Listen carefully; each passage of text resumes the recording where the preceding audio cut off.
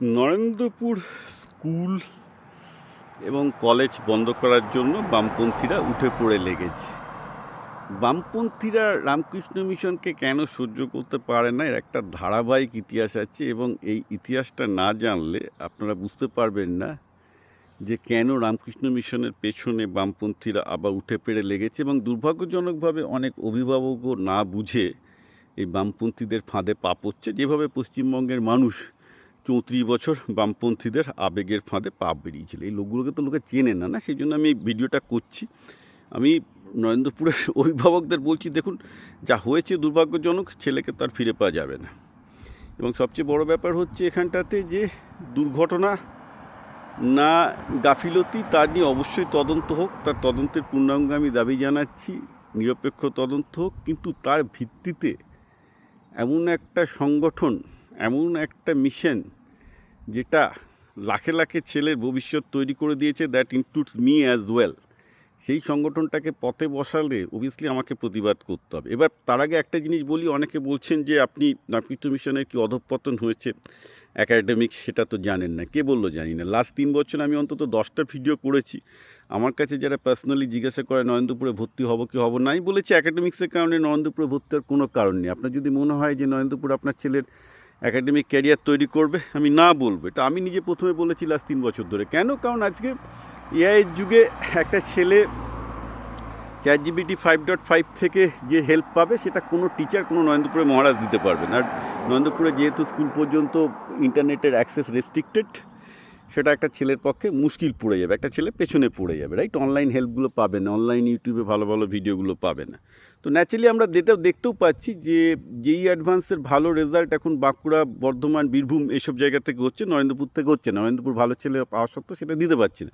এইগুলো নিয়ে তো আমি ক্রিটিসাইজ করেছি নরেন্দ্রপুরকে, যে এরা আদিকালের ডাইনোসর হয়ে গেছে, তো এদের পারবেন অ্যাকাডেমিক্যালি। এবং শুধু তাই নয়, নিটের রেজাল্টে এদের রেজাল্ট আলামিন মিশনের থেকে নরেন্দ্রপুরের রেজাল্ট খারাপ, এই কথা কিন্তু আমি বলেছিলাম, ঠিক আছে? কিন্তু তার মানে এই নয় যে কিছু বামপন্থী লোকজন, অভিভাবকরা আজকে একটা ইমোশনাল কারণে খচে গেছে, সেই খচে যাওয়া শুরু করে রামকৃষ্ণ মিশনে ক্ষতি করতে যাবে, আর আমি চুপ করে বসে থাকবো না, হবে না। আমি বরং পুরো ইতিহাসটা আপনাদের জানাই। যারা নরেন্দ্রপুরের অভিভাবক, আপনাদের জানা উচিত যে লাস্ট 40 বছর ধরে কিভাবে বিভিন্ন রকম বামপন্থী সংগঠনগুলো রামকৃষ্ণ মিশনকে বন্ধ করার চক্রান্ত করেছে, তার ইতিহাসটা আপনাদের পুরো জানবে আছে। প্রথম হচ্ছে যে স্বামী বিবেকানন্দের ভাই ভূপেন্দ্রনাথ দত্ত, তিনি নিজে বিপ্লবী ছিলেন, কিন্তু ভূপেন্দ্রনাথ দত্ত বাংলার অন্যতম র্যাশনালিস্ট, বিপ্লবী এবং মার্কসিস্ট হওয়া সত্ত্বেও, আই রিপিট, তিনি তার দাদা বিবেকানন্দকে নিয়ে অত্যন্ত শ্রদ্ধাশীল ছিলেন এবং রামকৃষ্ণ মিশনের সেবামূলক কাজকর্ম, তার ভাইয়ের সেবামূলক কাজকর্ম নিয়ে অত্যন্ত পজিটিভ ছিলেন। যার জন্য আমরা দেখব যে কমিউনিস্ট পার্টির একদম প্রথম অধ্যায়, যখন ভূপেন্দ্রনাথ দত্তরা লোকরা আছেন, কিন্তু কমিউনিস্ট পার্টি রামকৃষ্ণ মিশনের প্রতি যথেষ্ট সহানুভূতিশীল এবং তারা বিবেকানন্দকে একজন সোশ্যালিস্ট বলেই মনে করতো। এটা হয়েছে একদম বামপন্থার প্রথমের যুগে। কিন্তু সিপিএম যবে ক্ষমতায় এলো 1977-এ, তারপর থেকে সব বদলে গেল।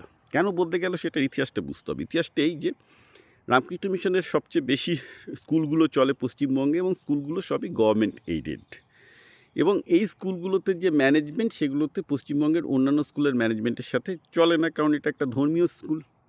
এই স্কুলের ম্যানেজমেন্টে মহারাজরাই শেষ কথা বলেন, টিচাররা শেষ কথা বলেন না। তো সেই জন্য 1984-এ রহরা রামকৃষ্ণ মিশনে একটা গণ্ডগোল ঘটে যায়।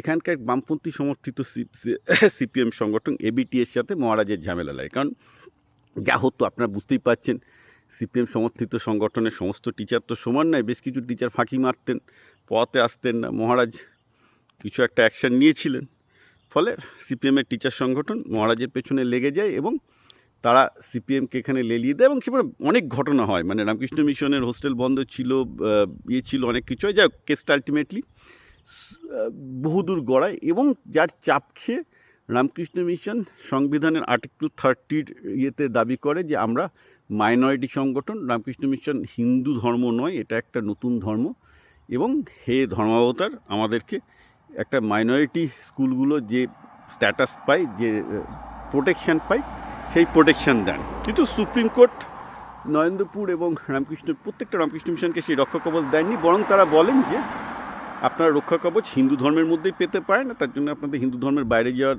দরকার নেই। তারা সংবিধানের আর্টিকেল 26-এর আন্ডারে রামকৃষ্ণ মিশনকে সেই রক্ষা কবচ দেন যে তারা নিজস্ব স্কুলগুলো নিজেদের মতো করে চালাতে পারবে এবং সেখানে অন্যান্য জায়গায় স্কুলগুলো যে সরকারের নিয়মে চলে সেগুলো ইন্টারফেয়ার করতে পারবে না। তো আলটিমেটলি রামকৃষ্ণ মিশনের জয় হয়, কিন্তু রামকৃষ্ণ মিশনের ওই যে দাবিটা যে তারা আলাদা মাইনরিটি একটা সংগঠন সেটা মেনে নেওয়া হয়নি। কিন্তু সুপ্রিম কোর্টের লাস্ট অর্ডার বলছে যে রামকৃষ্ণ মিশনের স্কুল পরিচালনা করার ব্যাপারে অন্য কেউ হস্তক্ষেপ করতে পারবে না। That was the last order. তো এরপরে কী হয়, এখান থেকেও সিপিএম সংগঠনগুলো পিছিয়ে যায়নি, তারা তারপরেও রামকৃষ্ণ মিশনকে ধ্বংস করার চেষ্টা করতে থাকে। একসময় রামকৃষ্ণ মিশনের হোস্টেলও বন্ধ করে দিয়েছিল, কিন্তু একটা সুবিধা ছিল, রামকৃষ্ণ মিশন যেহেতু একটা স্কুল অফ এক্সিলেন্স তখনও, এবং রামকৃষ্ণ মিশনের স্কুলগুলোতে আমাদের সময় দেখেছি অনেক মন্ত্রীদের ছেলে পেলে ভাইপোদের ভর্তি করতে হতো, মহারাজদের। তো সেটা একটা রামকৃষ্ণ মিশনের শক্তি ছিল যে যেহেতু রামকৃষ্ণ মিশনগুলোতে অনেক সিপিএমের নেতাদেরই বড় বড় নেতাদেরই ছেলেরা পড়তো, তো ন্যাচারালি তাদেরও কিছু পাওয়ার সেন্টার ছিল। তো সেই পাওয়ার সেন্টারকে কাজে লাগিয়ে রামকৃষ্ণ মিশন আস্তে আস্তে প্রবলেমগুলোকে রিজলভ করে, এবং আমার মনে হয় বুদ্ধদেব বাবুর সময় থেকে আর কোনো সমস্যা হয়নি। এটা হতো মোস্টলি জ্যোতিবাবুর আমলে, যে সময় ট্রেড ইউনিয়নিজম একদম চূড়ান্ত সংঘর্ষেতে পৌঁছায়। তারপর তৃণমূলের আমলে এই বামপন্থী সংগঠনগুলো বিশেষ কিছু করে উঠতে পারেনি, কারণ মমতা ব্যানার্জি এইসব সংগঠনগুলোর ঘাড় পুরো ভেঙে দিয়েছিল। যেই সব উগ্রপন্থী বামপন্থী মানে সিটু সংগঠনগুলো সমস্ত রকম আন্দোলন করার বিরুদ্ধে টিএমসির 100% করা নিয়োগ ছিল। আপনারা যেটা বলেন না যে আমি মমতা ব্যানার্জি কেন প্রশংসা করি, এই একটা ব্যাপারে প্রশংসা করি যে তিনি সিটুর পুরো ঘাড় ভেঙে দিয়েছিলেন, যাতে এগুলো আর এই বদমাইশগুলো যাতে আর উঠতে না পারে এই সংগঠনগুলো। তো ঠিক আছে, তো যার জন্য কী হয়েছে, তার জন্য এতদিন কিছু হয়নি রামকৃষ্ণ মিশনে।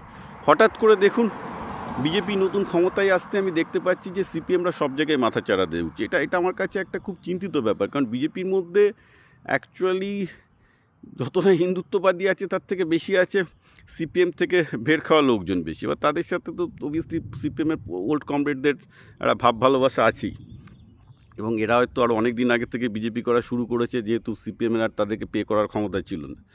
ফলে কী হচ্ছে, আমরা আবার দেখতে পাচ্ছি যে বিজেপির মধ্য দিয়ে সিপিএমের সংগঠন এবং সিপিএমের আন্দোলনগুলো আবার নাড়াচাড়া করছে। আর এই ধরনের ঘটনা, যেটাতে আমি মনে করি যে অভিভাবকদের একটা মনে একটা বিশাল বড় আবেগের জায়গা আছে, সেইগুলোকে কাজে লাগিয়ে এরা আবার মাথাচাড়া দেওয়ার চেষ্টা করছে, যেটা খুব দুর্ভাগ্যজনক ঘটনা হবে। কারণ আমি জানি আমার ইতিহাস থেকে বা আমরা যেটা দেখেছি, এই রামকৃষ্ণ মিশনকে ধ্বংস করার জন্য বামফ্রন্ট সরকার আপ্রাণ চেষ্টা করেছে একটা সময়। মানে বামফ্রন্ট সরকারকে বলাটা ভুল হবে, বামফ্রন্ট সরকারের মধ্যে অবভিয়াসলি একটা সংগঠন রামকৃষ্ণ মিশনের সহানুভূতিশীল ছিল, আর একটা দিক যারা এই সিটুর মতো আর কি, সিটু এবং এবিটিএ, এবিটিএ ধ্বংস করার চেষ্টা করেছিল অন্য কারণে, কারণ তারা চেয়েছিল যে বেসিক্যালি রামকৃষ্ণ মিশনের যেসব শিক্ষকরা পড়ানো হতো তাদের প্রতি যেহেতু কড়া স্ট্রিক্ট, তাদের মানে সেই লোকাল আইনগুলো রামকৃষ্ণ মিশনের আইনগুলো মেনে চলতে হতো, তার জন্য এই গণ্ডগোলটা শুরু হয় আর কি। তো যাক, সেটা অন্য ব্যাপার।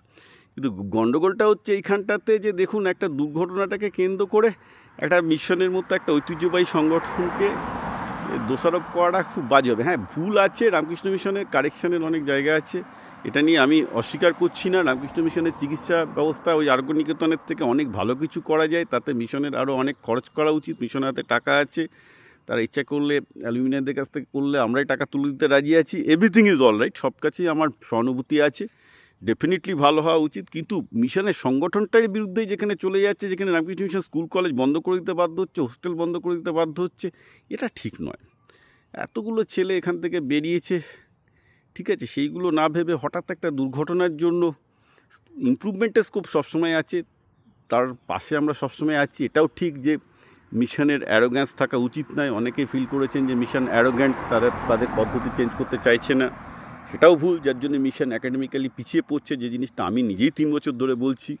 বাট মিশন অ্যাজ এ সংগঠন এতগুলো ছেলেদের ভরসার জায়গা, এতগুলো বাঙালি ভরসার জায়গা, এতগুলো নিম্নমধ্যবিত্ত বাঙালি ভরসার জায়গা, এটা ধরুন আমরা সচ্ছল ফ্যামিলি থেকে এসেছিলাম, কিন্তু আমি রামকৃষ্ণ মিশন দেখেছি 50% আমাদের সাথে যে ছেলেপেলে পড়াশোনা করতো প্রচুর গরিব ঘর থেকে উঠে এসছে। তাদের মিশন ছাড়া ভালো কিছু করার কোনো উপায় ছিল না। এগুলো আপনারা বুঝতে পারবেন না, এগুলো আমরা যারা মিশনে থেকেছি তারা বুঝতে পারবো, ঠিক আছে। এগুলো খুব অন্যায় হচ্ছে।